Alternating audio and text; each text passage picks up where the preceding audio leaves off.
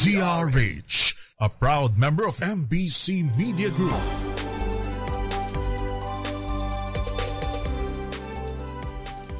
Mga kababayan, ang oras 10 minutos makalipas ang alas 4 ng hapon.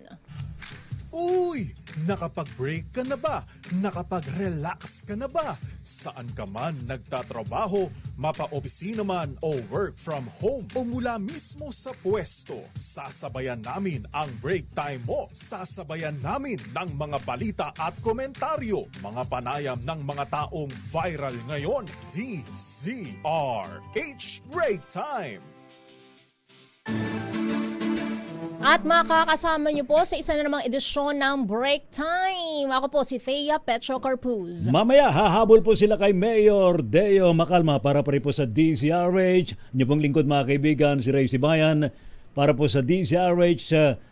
Una sa Pilipinas. Una sa Pilipino. Pasensya na, wala daw po siya sa sarili ngayon.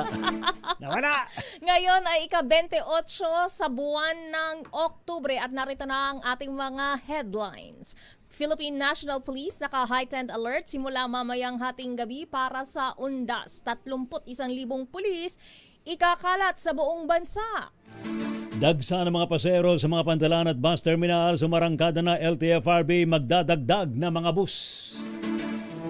LTFRB kinalampag sa hirit na taas pasahe sa jeepney. Mga tsuper umaangal na sa serya ng oil price hike. DPWH doble kayod sa pagkukumpuni ng mga kalsada patungo sa mga sementeryo ngayong undas. Pangulong BBM dadalo sa 32nd APEC Summit sa bansang South Korea sa panahon ng Undas 2025. Dating Congressman Zaldico muling pinadalhan ng subpena ng ICI para humarap sa flood control investigation. Import ban ng wild at domestic birds sa Argentina, Romania at Turkey binawi ng Department of Agriculture.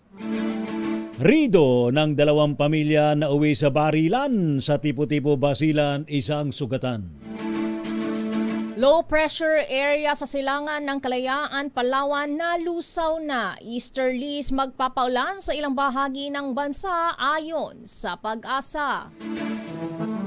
Oy, high-tech na ngayong undas, Puntod Online Finder. Ay, gusto ko yun. Hindi ka na maliligaw. Hindi ka na maliligaw. At hindi ka na rin dadalawin ng mga yuma. O kasi matatagpuan mo na sila. Nakalagay na doon yung direction siguro, no? Tapos start. Oo, you'll find me here. You find me here. I'm here. I'm here. Puntod Online Finder inilunsad sa Manila at South Cemeteries para daw mas madaling makita ang libingan ng mga patay. RH Break Time. Yan ang mga headlines at narito na ang detalye ng ating mga balita. Kasadong itaas ng Philippine National Police ang alerto sa buong bansa simula mamayang hating gabi bilang paghahanda sa paggunita ng undas. Ayon kay PNP spokesperson Police Brigadier General Randolph Tuanyo, mananatili ang heightened alert hanggang Nobyembre 3 upang matiyak ang seguridad at kaayusan sa panahon ng pagbisita ng publiko sa mga sementeryo. Kaugnay nito ay itinaas pa sa 50,253 na pulis ang ipakakalat ng PNP para bantayan ang mga sementeryo, transport hub at iba pang strategic area. Tutulong din sa seguridad ang 16,570 personnel mula sa Armed Forces of the Philippines, Bureau of Fire Protection at Philippine Coast Guard, pati na rin ang mahigit 45,000 force multipliers. Sa Metro Manila, sinabi ng NCRPO na bukod sa pagbabantay sa mga sementeryo ay magmo-monitor din ang mga pulis sa mga posibleng pagkilos ng mga rallyista sa Todos Los Santos. Samantala, maigpit namang binabantayan ng National Capital Regional Police Office ang posibleng pagsasagawa ng mga anti-corruption rally sa gitna ng paggunita ng undas. Ayon po sa Philippine National Police, higit nga po sa may 31,000 pulis ang ide-deploy sa buong bansa para matiyak ang seguridad ng mga biyahero at mga dumadalaw sa libingan ng mga patay. Sa pahayag po ni NCRPO Public Information Office Chief Police Major Hazel Asilo, sinabi niya na hindi nila isinasantabi ang posibilidad na magsagawa ng kilos protesta ang ilang grupo ngayong undas. Kaugnay po nito'y handa naman anyang PNP na i-deploy ang kanilang reserve standby support force sakaling magkaroon ng biglaang rally. Tiniyak naman ng PNP na nakalerto sila para sa mga kilos protesta. Naka-heightened alert na ang MRT Line 3 simula sa Oktubre at 30 hanggang 4 ng Nobyembre. Kaugnay ito ng inaasahang pagdagsa ng mga pasahero ngayong papalapit ang undas. Magde-deploy ng karagdagang security personnel ang Department of Transportation upang umasiste sa pagtitiyak ng seguridad ng mga commuter. Maglalagay din ng Philippine National Police ng mga police assistance desk sa mga estasyon ng tren. Samantala, tiniyak naman ng DOTR na magde-deploy sila ng sapat na bilang ng mga 4-car at 3-car train para sa mas mabilis na biyahe ng mga pasahero. Simula na hong maramdaman sa Parañaque Integrated Terminal Exchange o PITX ang dagsa ng mga pasaherong magsisipag-uwian ngayon pong undas. Ayon po sa PITX, higit sa 188,000 ang foot traffic sa terminal kahapon, habang umabot naman sa 75,000 ang mga naispatang mga pasahero hanggang kaninahong tanghali. Una pong sinabi ng pamunuan ng PITX na inasang papalo sa 2.1 million ang dadagsang mga pasahero sa panahon ng undas. Kaugnay po nito ay magde-deploy ang LTFRB ng mga karagdagang bus para matugunan ang exodus. Nagpapatupad din ng MMDA ng traffic management strategy sa paligid ng terminal para sa kayusan ng daloy ng mga sakyan at pedestrian. Samantala, fully booked na ngayong buwan ang mga biyaheng Bicol ng DLTB Bus Terminal sa EDSA Pasay City para sa nalalapit na paggunita ng undas. Kaya mahihirapan ng makasakay ngayong nalalabing araw ng buwan ang mga chance o walk-in passengers. Ayon sa ticket seller sa naturang terminal, karaniwang biyaheng Bicol talaga ang nagkakaubusan ng ticket sa ganitong panahon habang maluwag pa sa mga biyahe nila pa Visayas. Paalala naman nila sa mga biyaherong may kasamang alagang hayop ay may bayad din. Ang mga ito nakatumbas ng pamasahe ng isang pasahero. May bayad pala, dati kasi libre. Hindi pinapayagan ang pagkarga sa mga alagang hayop at maaari lang magsama ng alaga kung walang CR ang bus na sasakyan. Samantala, 15 kilo lamang ang timbang na libre sa bus at magkakahalaga na ng 15 pesos ang kada kilong lagpas rito. Hindi na unlimited. Ano na pa?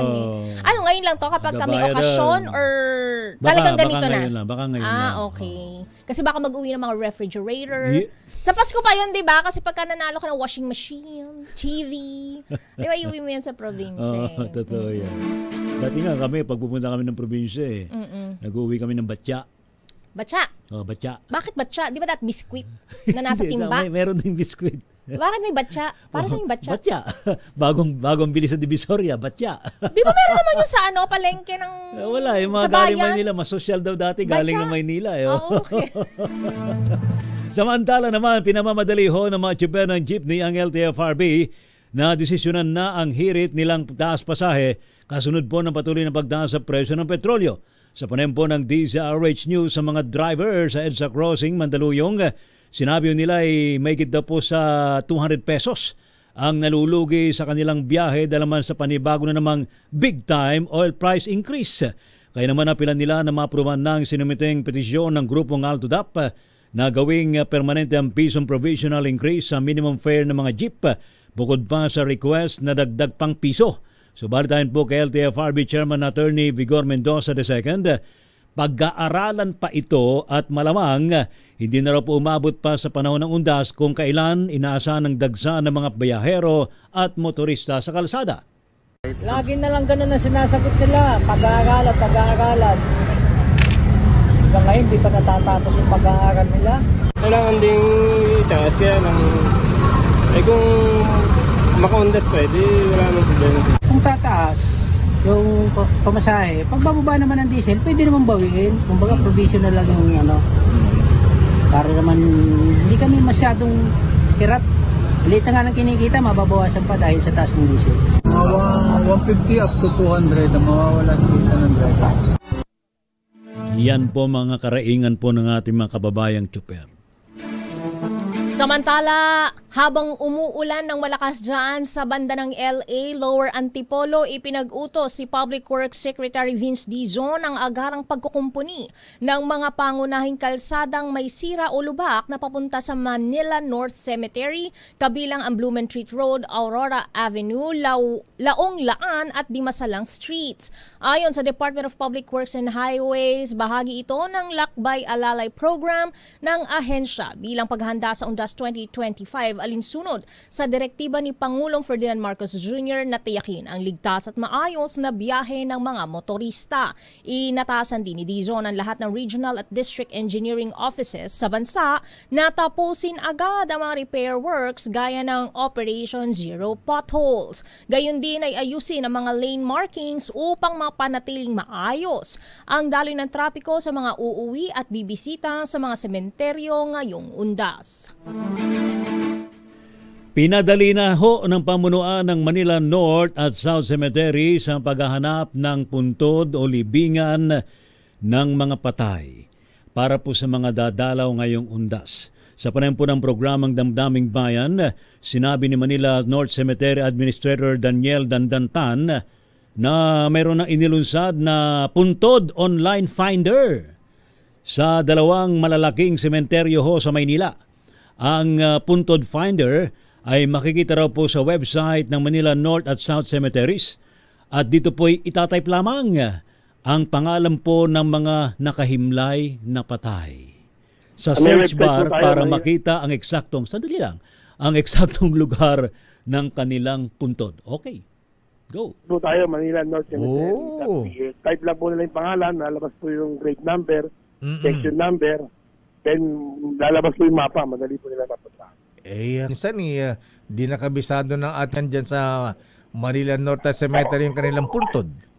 Hindi, basta pangalan lang po yung type nila, pangalan lang po. Pangalan ng patay. Opo, pangalan lang po ng patay, din lalabas ang buro. Ba, okay yun Nakakatakot ako may app. Pangalan ng patay tapos mag-a-appear doon sa cellphone mo. Ito ba ang hinahanap mo? Mas yung mukha ba, no? Oo, wala. Creepy. Nanakot pa, nakakainis. Sa iba pang balita, pinagbabaklas na ng pamunuan ng Manila North Cemetery ang mga hagdanan sa likod at gilid ng sementeryo bilang paghahanda sa darating na paggunita ng Undas. Ayon kay MNNC Director Dandantan, nagagamit niya ang mga hagdanan bilang shortcut papasok ng sementeryo kaya naipapasok pa rin ang mga bawal na gamit. Ginagawa rin umano itong daanan ng mga nagbabalak maglinis pa rin ng mga puntod kahit bawal na at takasan tuwing may operasyon ang MPB at Manila LGU. Sabi ni Director Tan, ang hakbang na ito ay para tanging sa harap na lamang ang daanan ng mga bibisita sa sementeryo para na rin sa seguridad at kaligtasan ng lahat. Bukod dito, bantay sarado ng MPD ang paligid ng naturang sementeryo upang matiyak na walang mag-shortcut. Samantala, inabisuhan naman ang mga nakatira sa loob ng Manila North Cemetery na sumunod sa patakaran at makipag-ugnayan na rin sa pamunuan nito upang hindi magkaproblema o maabala sa araw ng Undas. Samantala, sa iba pang balita, dadalo po si Pangulong Ferdinand Marcos Jr. sa ika-32 Asia-Pacific Economic Cooperation Summit na gaganapin sa South Korea ngayon pong darating na linggo. Ayon po sa Department of Foreign Affairs, manatili daw po ang Pangulo sa South Korea mula October 30 hanggang November 2. Sinabi ni DFA spokesperson Angelica Escalona, layunin po ng pagdalo ng Pangulo na isulong ang pang-ekonomiyang interes ng Pilipinas at ang pagpapalalim na ugnayan sa mga kasaping bansa ng APEC. Inaasahan ding maglalagdaan ng 4 na outcome documents sa nasabing pagpupulong. Kasalukuyan pong nasa Kuala Lumpur, Malaysia si Pangulong BBM na dumadalo sa ika-47 Association of Southeast Asian Nations o ASEAN Summit. Babalikan natin yung pang detalye ng ating mga nagbabagang balita Pilipinas ang oras. 24 minutos makalipas ang alas 4 ng hapon. Kayo nakatutok pa rin sa programang Break Time sa DZRH. Kasi akong kaya ibigay sa'yo, kundi Christmas card. Pero di bale, andito naman ako, di ba? Mas mahal mo ko kaysa sa Christmas card, di ba? Pero meron pa akong isang regalo sa'yo. Ibubulong ko sa'yo. Do you know that I love you very, very much?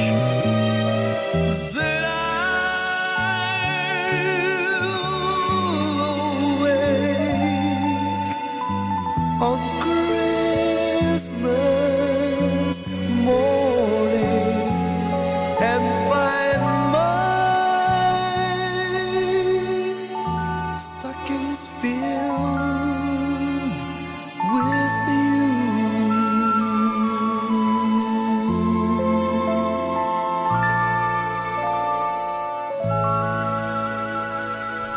Merry Christmas, Ninang Thea. 58. Wow, 58 days Yes. before Christmas. RH Break Ang Time. bilis ng panahon at dahil magpapasko na, mamigay tayo ng aginaldo sa pamagitan nating Kring Kring Panalo Promo. I-ready na ang inyong cellphone dahil tinatawagan na namin ang next winner sa Kring Kring Panalo Malacash sa telepono. Oy, balita ko, nagsusurvey ko eh. Opo. Number 1 radio station ngayon, DCRH. Wow, thank you, sir. Oh, you better believe my survey, man. Talaga, sir. At taman-tama, sino na ang natawagan natin sa ating Kring Kring? Si Marlo Veloria ng San Jose City, Nueva Ecija. Kuya Marlo, magandang hapon po sa inyo, kuyang. Naimbag na malam lakay Deo. Naimbag na malam apo. Ilocano giti taga San Jose City. Ayan. Ti saludsud ko ngayon nga roda, Kuya Marlo, ha? Ayan. Anong himpilan ng radyong sinasabi ng dating Paulong Fidel Valdez Ramos? Kauna-unahan na number 1 pa rin. Anong istasyon yan, Kuya Marlo? Siyempre po, wala na pong iba. DCRH po. Ang galing-galing mo talaga, Kuya Marlo Veloria. Just agina, congratulations apo, ha? Nangaba kay 5 gasot, nga kwarta. Ayan. Nakasmile lakay. Yes, hindi nakalumbaba. Congratulations, Marlo Veloria ng San Jose City, Nueva Ecija, na imbag nga malam. At sa detalye pa rin ng ating mga balita, standby sa ating mga reports. Muling pinadalhan ng subpina ng Independent Commission for Infrastructure ICI si dating Congressman Saldico ng Ako Bicol Party List. Sa press briefing sa Taguig, sinabi ni ICI Executive Director Attorney Brian Hosaka na ipinadala ang subpina sa bahay ni dating Congressman Ko sa Pasig City at sa Bicol. Narito si Attorney Hosaka. Yung kay former Congressman Saldico, we sent a new subpoena to him addressed to his Pasig residence and the one in Bicol. We're just awaiting the reports coming from the ones who would serve this. Then once we've received this from them, then we will study the matter kung ano yung magiging next action or steps ng ICI. Sinabi pa natin ni Brian Hosaka sa oras na isinabin na naman ang bagong subpina ay pag-aaralan ang posibilidad na maghain ng petisyon sa korte para patawan ng contempt si Ko na huling napaulat na nasa abroad. Natong muli si Attorney Hosaka. Ayan, yun ang pag-aaralan namin kung there's sufficient basis already to go to our remedial measures, which is to file a petition for contempt against them. Samantala, inihahanda na ng Independent Commission for Infrastructure o ICI ang ikalawang referral sa Ombudsman laban sa mga sangkot sa maanumalyang flood control projects. Ayon kay ICI Executive Director Attorney Brian Hosaka, abala sila sa case build-up ngayon lalo na't walang mga pagdinig dahil hindi available si ICI Commissioner Babe Singson. Ngunit hindi binanggit ni Hosaka kung kailan isasampa ang referral at kung sino-sino ang tatamaan. Inaasahang sa November 11 o 12 ang susunod na pagdinig ng ICI kung saan si dating DPWH Undersecretary Roberto Bernardo pa lamang ang inaasahang haharap. Una nang sinabi ng ICI na 15 hanggang 20 pang referral ang ihahain nila sa mga susunod na linggo sa Ombudsman. Samantala sa ating mga reports, unahin natin ang report mula sa Senado. SALN ng mga senador, abay inilabas na. Abay lahat ba, Raymond? Pero ang pinakamayamang senador, si Senator Raffy Tulfo ba? Ilang bilyon ba ang nakalagay sa kanyang SALN, Raymond? Bilyonaryo na ba si Senator Raffy? Aris number 28, Brad. Raymond at Paas, please come in. Raymond. Kanina yon Mayor, pero ngayon lang, mainit-init pa. Inilabas ni Senator Mark Villar at kapatid na si Camille, yung kanilang SALN. Eh, mas mayaman pa rin pala si Senator Mark Villar kahit tahimik lang. Siyempre, anak yata ng isang may-ari ng city, ha? Competitive. Villar City. Ayan, oo. Ilang bilyon ang ari-arian nitong si Senator Mark? 1.2 billion. Lakay, wow. 1.2 billion. Walang utang. Walang utang? Siya nagpapautang? Walang utang sa sari-sari istoryahan. Walang lista. Si Camille. Si Ading, yung kapatid na babae, Senator Camille. 362 million. Bakit mas mababa ang pera ni asset ni Senator Camille? Mas kakaunti yung mga properties na nailista dito eh. Kay Senator Villar, kay Senator Mark, napakarami mga residential at saka commercial. That's unfair. Hindi pareha si Senator Manny Villar at Principal Cynthia, ha? Unequally divided. Hindi hating kapatid ang pamana sa mga anak. Sinaordan niya? Oo. Ala ka naman ng diferensya. Kalahating one-fourth lang lakay. Kalahating bilyon. Hindi, 300 plus million lang eh. So 1/4 lang yung kanya. 25% lang ng total ni Mark. Nag-compute ako agad. Ang bilis ng computation. Mathematics ko lang sa pera. Basta numero talaga. Ang galing mo, ha? So sino number 2 pinakamayaman, Raymond? Pang-ilan na si Senator Raffy? Si Raffy Tulfo na.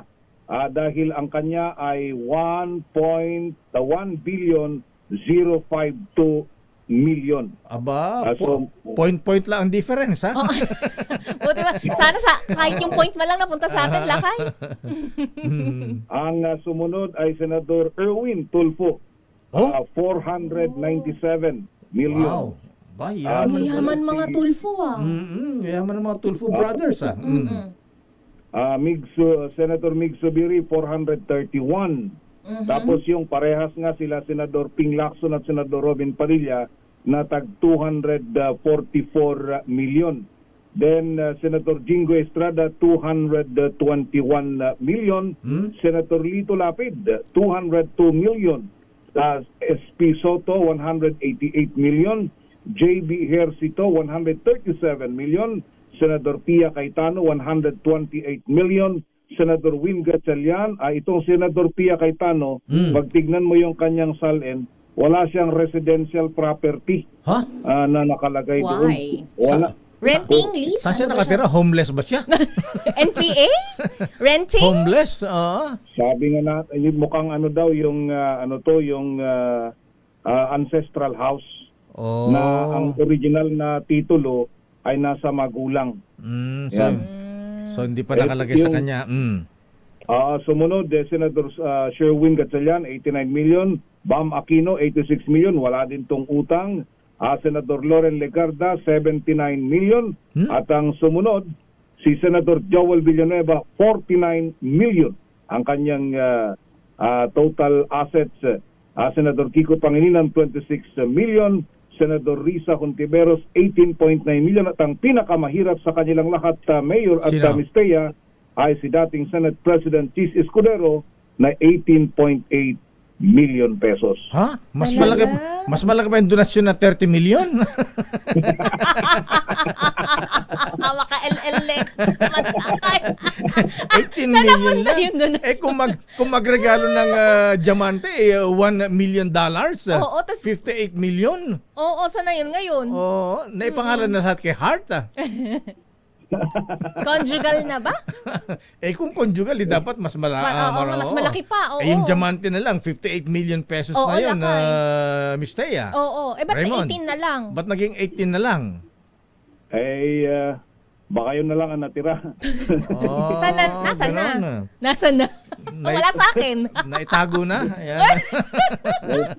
Ang declared mayor 18.84 million yung kanyang total asset. Walang utang? Meron din. Kaya yan ang kanyang total, pero hindi naman kalakihan. At saka yung mga sasakyan na ginagamit niya, mga lumang modelo, yung mga nakadeclare sa kanyang SALN. Meron siyang dalawang Mercedes-Benz na G-Wagon. Ayan. G-Wagon, mahal yun Kaya nga, oo.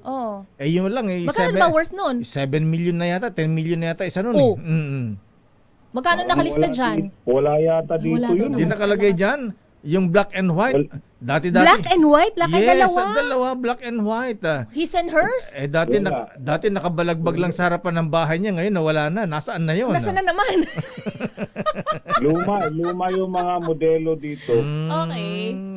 Ang daming nawawala balakay. Yung Range Rover, siguro ba yan ang nakadeclare yung binili kay Vic Villavicencio. Andyan? Hinahanap ko ngayong kopya Wala. Makita ko dito. Alam mo. Ito. Nandun daw lakay. Andyan? Ito.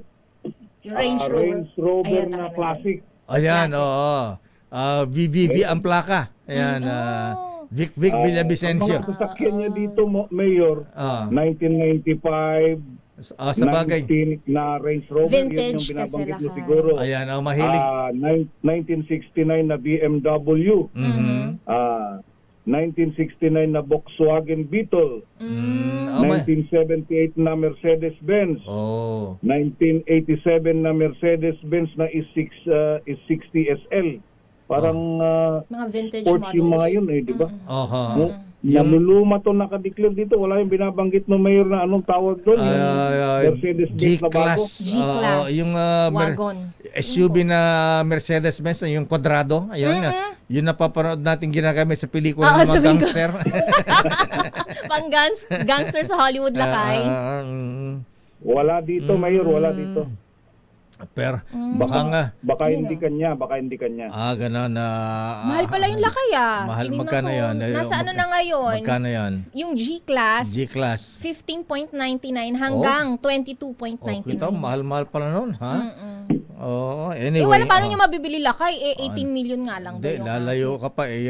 Isang diamond ring lang, $1 million na, 58 million na yun. Tataas pa ang palitan ng dollar, 59 na ngayon.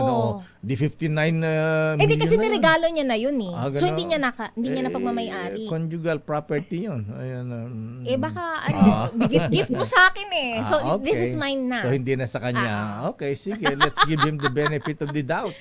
Hindi na nakalista sa assets niya. Kaya lang mukhang marami hindi nagsasabi ng totoo. Ayan, katulad ng isa, Raymond. Senator Loren Legarda ilang milyon lang bilyonaryo yung anak.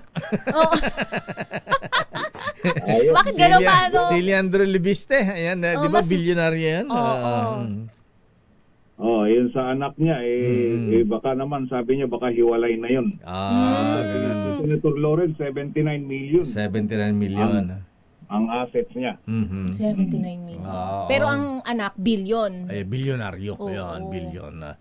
Okay. Sige. Si Senator Marcoleta, magkano? Curious kay Senator Marco.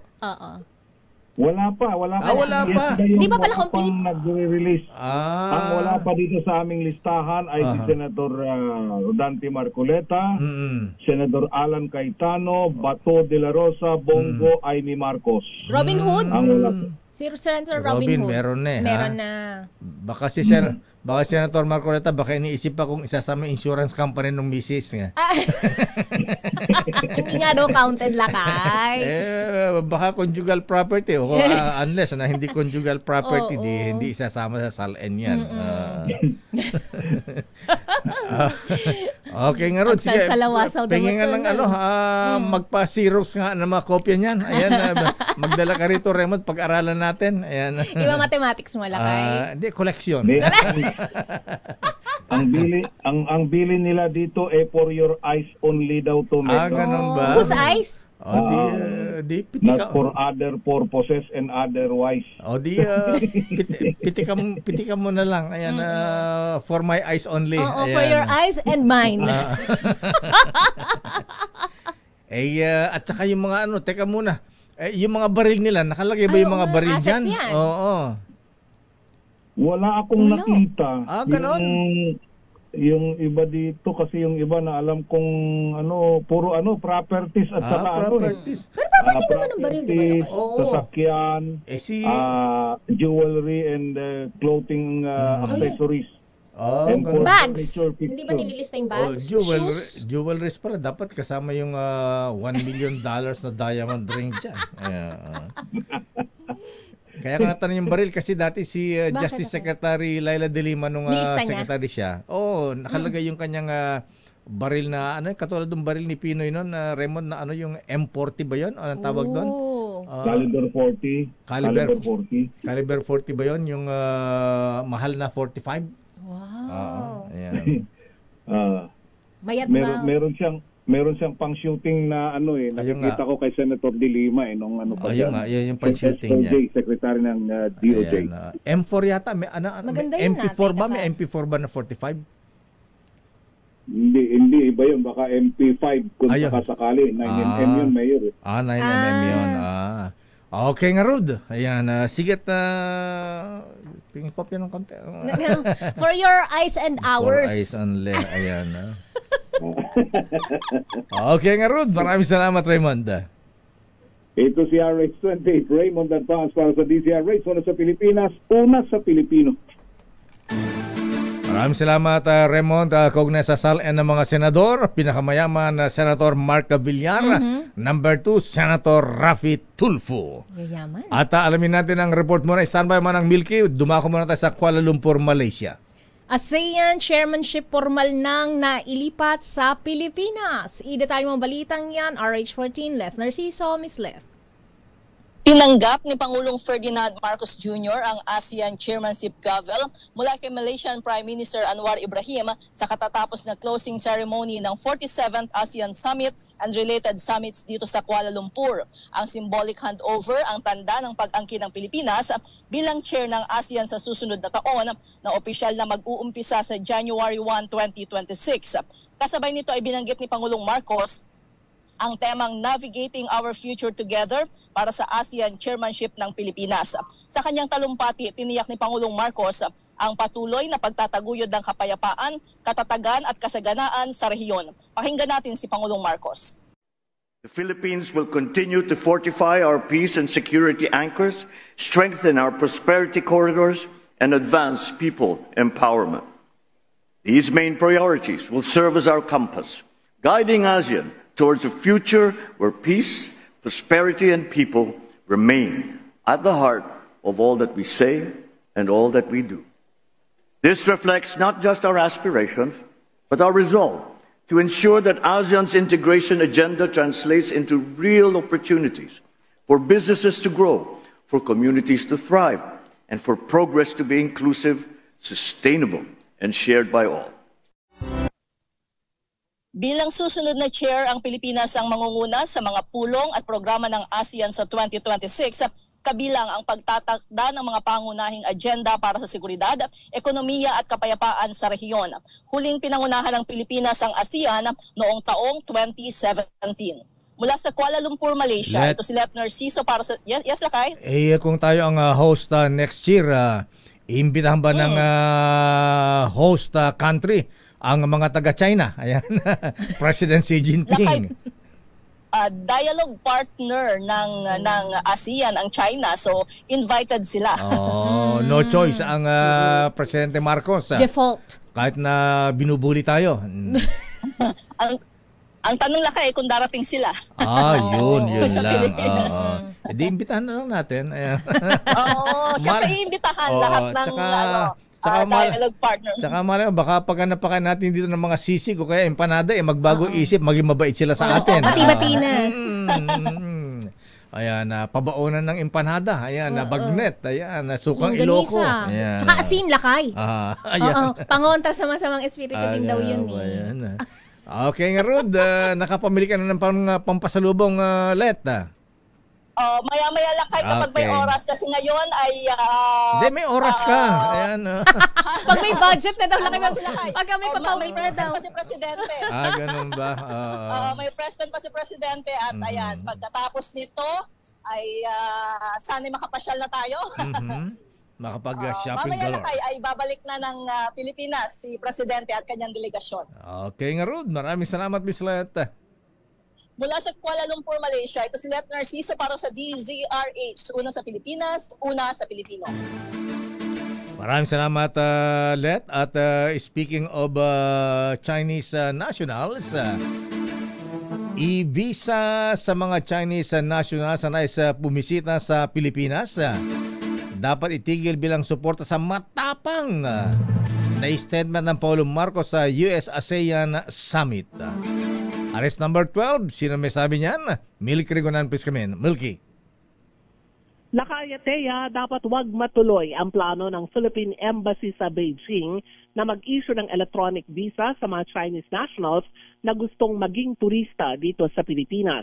Ito ang posisyon ni Representative Rufus Rodriguez ng Cagayan de Oro City matapos ang matapang na statement ni Pangulong Bongbong Marcos laban sa China sa pagdalo sa US-ASEAN Summit sa Kuala Lumpur, Malaysia.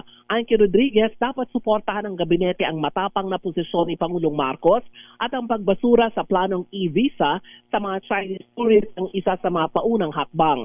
Sabi ni Rodriguez, hindi maganda na matapos batikusin ni Pangulong Marcos ang China, iniimbitahan pa natin ang kanilang mga mamayan na pumunta ng Pilipinas. Pinuri ni Rodriguez ang Pangulo matapos magpahayag ng pagkabahala sa agresibong aktibidad ng China sa West Philippine Sea, sa gitna naman ng US-ASEAN Summit sa Kuala Lumpur. Anya, marapat na suportahan ang pag-iit ng Pangulo sa ating karapatan sa teritoryo. Dahil ito ang unang pagkakataon na naglabas ng statement si PBBM sa pagtatag ng China ng nature reserve sa Bajo de Masinloc na isang traditional fishing ground ng ating bansa. Ako si Milky Rigonan, nagulat para sa DZRH, una sa Pilipinas, una sa Pilipino. Maraming salamat, Manang Milky. Samantala, enkwentro sa Tipo-Tipo, Basilan, buhat ng Rido, under control na ayon sa Armed Forces of the Philippines. Idetalye mo balita, RH52, Edniel Parrosa. Edniel. Inulat ng militar na kontrolado ng sitwasyon sa Tipo-Tipo, Basilan. Pakaraang mawi sa enkwentro ang away Rido sa lugar kaninang umaga. Ayon sa Armed Forces of the Philippines, namamagitan na ngayon ang Coordinating Committee on the Cessation of Hostilities at pamalaang panalawigan ng Basilan para tuluyang mapahupa ang sigalop ng mga sangkot na grupo. Sinasabing nagugat ang tensyon ng mapatay ang Islamic teacher at kagawad na si Ustad Natsmi Bahang Tarahin nitong October 21. Sa report na tinanggap ng Philippine Army, mga taga-suporta ng nasawi na konektado sa Moro Islamic Liberation Front ang responsable sa palitan ng putok kaninang pasado alas 7 ng umaga. Sa iwalay na pahayag, pinaimbestigahan na ni Acting Philippine National Police Chief, Police Lieutenant General Jose Melencio Nartates Jr. itong nangyari sa Islamic teacher. Sa ngayon, patuloy naman ang koordinasyon ng AFP, PNP, maging ng lokal na pamahalaan, kasama ang MILF upang maibalik ang normalcy sa lugar. Isang sibilyan ang napaulap na sugatan sa insidente na de-escalate naman dakong 11:20 ng umaga habang kanselado pa rin ang pasok sa trabaho sa Tipo-Tipo until further notice. Ito si Edniel Parrosa, nag-uulat para sa DZRH, una sa Pilipinas, una sa Pilipino. Maraming salamat, Edniel. Samantala, Rolls-Royce na sasakyan nasabat na ng Bureau of Customs. Pero ang sabi, fake news. Bakit fake news? Arrest number 29, Boy Gonzales, fake ba yung Rolls-Royce? Baka naman yung Rolls-Royce na walang payong lakay. Binebenta noon ni Rod Navarro kay dating First Lady Imelda Marcos. Bakit lakay? Rolls-Royce ang body pero Toyota ang makina. Yan. Arrest number 29, Boy G. Boy Gonzales, please come in. Lakay Deo Teya, pinabulaanan ng Bureau of Customs ng kumakalat na peke balita na nagsasabing ang isang Rolls Royce na nasamsam mula sa pamilya Diskaya ay ginagamit umano sa Metro Manila. Ayon sa BOC, ang nabanggit na Rolls Royce at iba pang mamahaling sasakyan na nakumpiska mula sa pamilya Diskaya ay nanatili nasa custody ng ahensya at mahigpit na binabantayan ng customs sa police. Ang mga ito ay nakaibak sa ligtas na pasilidad na may harang, gwadyado at inventory control upang maiwasan ang anumang hindi autorisadong paggamit o paglabas. Nilinaw din ng BOC na ang plaka ng sakyan na makikita sa barrel post na nagtatapos sa 949 ay iba sa plaka ng Rolls Royce na nasamsam sa kaso ng pamilya Diskaya na nagtatapos sa 889 ay nagpapatunay na mali ang kumakalat na ulat. Binigyan din ng ahensya na bawal ilabas, galawin ang anumang nakupiskang ari-arian nang walang kaukulang dokumento at pahintulot. Ang sino mang lalabag dito ay maaaring managot sa ilalim ng batas. Sa pamumuno ni Commissioner Ariel Nepomuceno, tiniyak ng BOC na patuloy nitong pinangangalagaan ang mga nasabat na ari-arian at pinaigting ang transparency at good governance. Hinikayat ng BOC ang publiko na kumuha lamang ng impormasyon mula sa opisyal na website at social media pages ng ahensya upang maiwasan ang maling balita. Ito si Boy Gonzales para sa Disa Arizona sa Pilipinas, una sa Pilipino. Maraming salamat, Boy Gonzales. Baka ang nakitang Rolls Royce, baka naman yung sasakyan ni Attorney Cornelio Samaniego III. Ayan. Meron siyang Rolls Royce din. Sa panaginip na. Samantala, 2 sugatan sa nasunog na warehouse at Taguig City. Idetalye mong balitang yan, RH27, Noche Kakas, Noche. Miss Taya Talakay, 2 ang naitalang sugatan sa sunog sa warehouse ng Living Water sa Veterans Road, Veteran Center, Barangay Western Bikutan sa lungsod ng Taguig.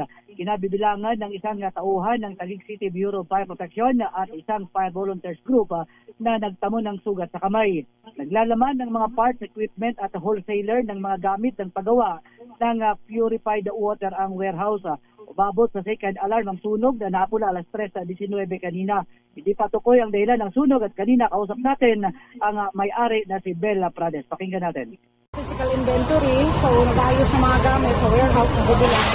And then yung aming auditor, biglang lumabas kasi sila yung actually nandun sa loob, nagre-recording. So biglang lumusok daw, galing dun sa may thermal papers. So, nung makita namin ang umuusok, di takbuhan kami, kinuha namin ng mga fire extinguishers at in-extinguish siya. Kaso lang, medyo dark yung usok at nauna nga na-fire yung fire extinguisher na dry chemical. So medyo mahapdil sa kaya atras. Hindi pa ba tansya ni Prades ang total damage ng mga kagamitan na naabo sa loob ng kanyang bodega. Hindi naman nadamay Lakay Mesea ang mga katabi pang warehouse. Arit sa 27 at saka DZRH, una sa Pilipinas, una sa Pilipino. Maraming salamat, Noche Kakas. Muchas gracias, buenas tardes. At bago ang ilan pa nating mga reports, standby James Galangay, standby Mili Borja, standby Angelica Cosme. Ito pa exciting na balita para sa inyo, ha? Ngayong 50th anniversary ng may mega milyonaryo promo na may up to 50 million pesos worth of prizes. Kasama na dyan ang instant GCash vouchers at maging monthly winner ng brand new car o kaya 1 milyon. Simple lamang sumali, bumili lamang ng specially marked Mega Sardines, Mega Mackerel at James Coffee Products. At syempre, kunin po yung promo code sa loob ng lata o sachet at isend yan sa official Facebook page ng Mega Sardines. At paalala, itago ang sachet o takip ng lata na may promo code dahil kailangan ito para mag-claim ang major prize kung sakaling manalo. Katulad na naman itong isa pang nanalo na 1 milyon. Ngayong buwan Oktubre, si Angeline Christine Rayos ng Pinamalayan Oriental Mindoro nanalo ng 1 milyon. At ito naman ang nanalo ng Toyota Race, si Neil Villanueva ng Tukuran, Zamboanga del Sur. Congratulations mula kay Marvin Chu Lim ng Mega Sardines. At ako po si Deo Makalma nagsasabing sali na sa Mega Milyonaryo Promo Malay nyo kayo na ang susunod na manalo ng 1 milyon at isang Toyota Race. At sa global news, Miss Thea. Cameroon re-electionist Paul Biya muling nahalal sa ika-8 pagkakataon. Kinilalang world's oldest ruler sa edad na 92. 92? Grabe lakay, Presidente no? ng Cameroon. Oo. Wow, di kayo ulyanin na siya. Baka kaya pa, sharp pa. Idatay mo Galing balitang naman. yan. James Galange. Miss Thea, lakay, sumiklab ang malawang kilos protesta sa Cameroon matapos ang kanilang eleksyon kung saan nagwagi sa re-electionist Paul Biya na ngayon kinikilalang world's oldest serving ruler sa edad 92. Ito na ang kanyang ika-8 termino bilang Pangulo ng nasabing bansa laban sa katunggali si Issa Bakari. Naniniwala kasi mga demonstrador na dinaya umarong naganap na halalan, gayong kahit sila naniniwalang si Bakari lamang ang kanilang ibinoto. Ngunit ayon sa naging resulta ng eleksyon, lamang ng halos 20%, si Biya kung saan nakakuha ito ng 50.66% na boto laban sa 35.19% votes ni Bakari. Dahil dito, sinugod ng Cameroonians ang capital city Douala kung saan sinunog ng mga ito ang ilan sa mga sasakyan, nagbabato ng mga kahoy at hinarangan ang ilan sa mga pangunahing lansangan. Habang nagpakawala naman ng tear gas sa mga pulis para pahupain ang protesta. Samantala, posible namang manatili sa pwesto si Biya hanggang sa pagtungtong nito sa edad na 100. Nagsimula namang manungkulan si Biya bilang Pangulo ng Cameroon mula pa noong 1982. Ito si James Galange ng DZRH TV, una sa Pilipinas, una sa Pilipino. Maraming salamat James Galange, 92 years old na, nandadaya pa. Siya ba talaga lakay? Alam mo naman mga galamay. At sa balitang sports, Miguel Tabuena nakuha ang kampyonato sa International Series sa Philippines. Mukhang napanis na itong balita natin sa araw pa yan. Nanalo siya ng 20 million pesos. Wow.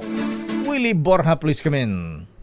Isang emosyonal na Miguel Tabuena ang lumuhod at hinalikan ng damuhan ng kanyang home course sa Santa Elena Golf Club matapos magwagi sa International Series Philippines itong linggo, ang pinakamalaking panalo sa kanyang karera. Nakapagtala si Tabuena ng ikatlong sunod na 7 under 65, kabilang ang isang kamahamanghang chip-in para sa birdie sa hole 15 upang tapusin ang torneo sa 24 under par at manalo ng 3 stroke. Ang mga Japanese na sina Kazuki Higa at Yusuke Asahi ang nagtapos na makasalo sa ika-2 pwesto na may 21 under par. Ayon kay Tabuena, ang panalong ito ay dream come true dahil matagal na niya ng pinangarap na manalo ng ganitong trophy, lalo na sa kanyang sariling home club. Dagdag pa niya, mas naging espesyal ang tagumpay dahil naroon ang kanyang mga mahal sa buhay na nagsuporta sa kanya mula simula hanggang dulo. Ito ang kanyang ika-4 na panalo sa Asian Tour, ngunit una sa $2 million International Series na suportado ng Live Golf. Dominado ni Tabuena ang field na binubuo ng 4 na major champion upang maiuwi ang trophy at ang $360,000 na premyo. At yun ang mga latest updates sa mundo ng sports. Ito si Millie Borja ng DZRH TV, una sa Pilipinas, una sa Pilipino. Maraming salamat Millie Borja, hulimanda at magaling na ihahabol pa rin. Showbiz, Miss Thea. Raymart Santiago nagsalita na tungkol sa mga paratang sa kanya ng ina ni Claudine Barreto. Idatay mo balita, Angelica Cosme. Naglabas na ng pahayag ang aktor na si Raymart Santiago kasunod ng mga paratang sa kanya ng ina ni Claudine Barreto na si Inday Barreto. Isang linggo na rin ang nakalipas mula nang ibinunyag ni Inday Barreto sa pamamagitan ng vlog ng showbiz columnist at talent manager na si Ogie Diaz ang umano'y pang-aabuso noon ni Raymart kay Claudine. Gayon din ang pagkuha umano nito sa mga ari-arian ng aktres. Sa pamamagitan ng Instagram story, pinasinungalingan ng aktora mga ibinibintang sa kanya. Ayon kay Raymart, ilang araw niya rin pinag-isipan kung magsasalita tungkol sa issue na ibinabato laban sa kanya ng ginang na kanya raw nirerespeto at itinuring na pangalawang ina. Sa loob niya ng halos 13 taon ay pinili raw ni Raymart na manahimik at idaan ang mga bagay sa tamang proseso. Masakit anyang umabot sa ganito gayong may mga anak silang maapektuhan sa mga lumalabas na balita.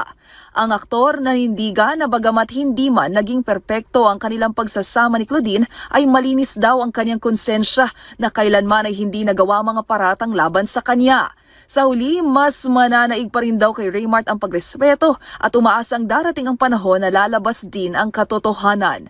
Mga gunita na kasunod ng interview ni Inday Barreto, sinagot ni Claudine ang isang netizen na nagpayo sa kanyang lumaban. Sagot ng aktres, Maghahain daw siya ng kasong adultery at concubinage. Taong 2006 nang ikinasal sina Claudine Barreto at Raymart Santiago. Ngunit matapos ang 7 taon, 2013, pumutok ang balita tungkol sa kanilang annulment case.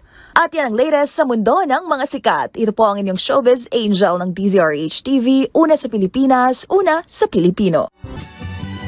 Maraming salamat, Angelica Cosme. At ayon sa ating business correspondent, nako talaga naman, ha? How much? Ala ka na ng binagsak na halaga ng piso, ang taas na ng palitan ng dollar.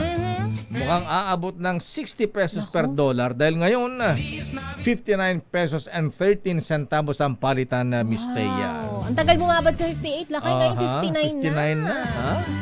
Abay, mukhang abot ng 60. Ayan. At bago na magpaalam, abay bati mo natin na happy birthday si Senator Alan Peter Cayetano.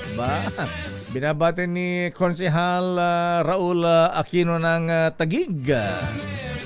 At happy birthday din kay Kuyang Berosiful Ronald Garcia, DDGM ng NCRF. At kay Mista Berosiful Sam Gayong Gorsa. At ang mga brethren sa Kutang Bato Masonic Lodge sa Cotabato City, nagpapabot din ng congratulations sa bagong appoint na OIC ng NBI, Attorney Lito Magno. At magandang hapon din sa ating mga taga-subaybay. Nakikinig sa atin ngayon si Attorney Cornelio Samaniego Discaya III. At si Kuyang Bishop Ephraim Fautaganan ng Romblon, Odjongan Romblon, nanonood sila ngayon doon. Kuyang Edgar Ayate, ayan. Kuyang Noble Kiko Cruz, at si Brother Nick de Guzman. At yan ang kabuuan natin palatuntunang break time. Ako po si Deo Macalma. Ako naman po, Thea Petro Corpuz. Mga balansyadong balita susunod na. Chairman of the Board, Henry Uri at Miss Kay, Karen Oyong. Bye-bye. Ingat. Stay safe.